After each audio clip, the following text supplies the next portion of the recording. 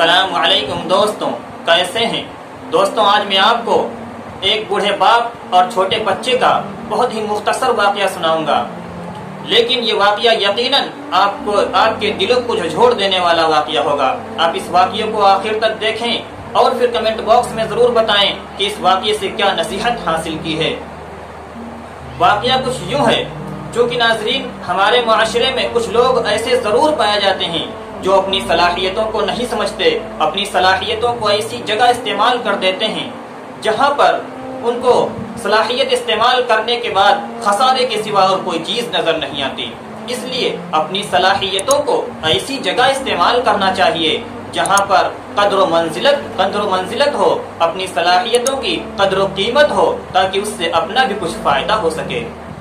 वाक़या कुछ यूं है कि एक बूढ़े बाप ने अपने छोटे बच्चे को बुलाया और उसने कहा कि बेटा, मेरे पास वरासत में एक घड़ी चली आई है जो 200 साल पुरानी हो चुकी है, वो घड़ी मैं आपको अब देना चाहता हूँ। बेटे ने कहा, ठीक है अब्बाजान, अब ये घड़ी मेरी वरासत में आ गई। बाप ने कहा, लेकिन एक बात आपको पहले माननी होगी, एक काम आपको पहले करना होगा। लड़के ने कहा, वो काम क्या है?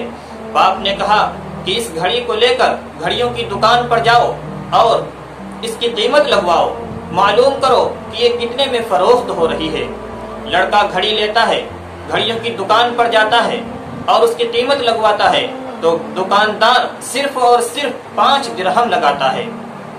लड़का बाप के पास वापस पलट आता है और अपने और दुकानदार के दरमियान होने वाली तमाम बातों को वालिद से बताता है। वालिद कहता है कि अब इसे नवादिरात की दुकान पर लेकर जाओ और वहां इसकी कीमत लगवाओ। लड़का घड़ी लेता है, नवादिरात की दुकान पर जाता है और वहां उसकी कीमत लगवाता है तो नवादिरात की दुकान पर उसके 5000 दिरहम लगाए जाते हैं। लड़का फिर बाप के पास आता है, अपने और दुकानदार यानी नवादिरात के दरमियान होने वाली बात को अपने बाप से बताता है। बाप फिर कहता है कि अब इस घड़ी को लेकर अजाइब घर जाओ, अजाइब खाने में जाओ और उनसे इसकी कीमत लगवाओ। वो लड़का घड़ी लेता है और अजाइब खाने में जाता है और उनसे इस घड़ी को बेचने की ख्वाहिश करता है, घड़ी के बेचने का इजहार करता है। वो अजाइब घर वाले घड़ी को देखकर उसके 50,000 दिरहम लगा देते हैं।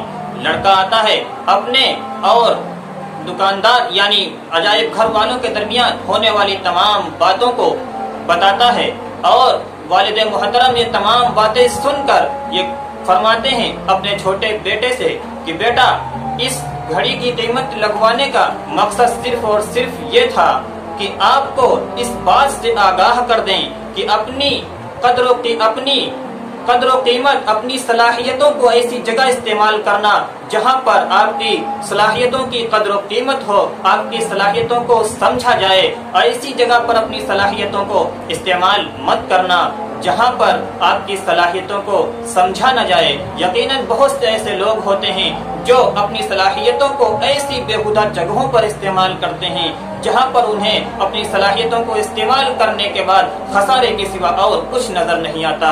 अपनी सलाहियतों को ऐसी जगह इस्तेमाल करना चाहिए जहां पर अपनी सलाहियतों से अपनी जात को भी फायदा हो और दूसरों को भी फायदा हो। अस्सलामु अलैकुम व रहमतुल्लाहि व बरकातुहू।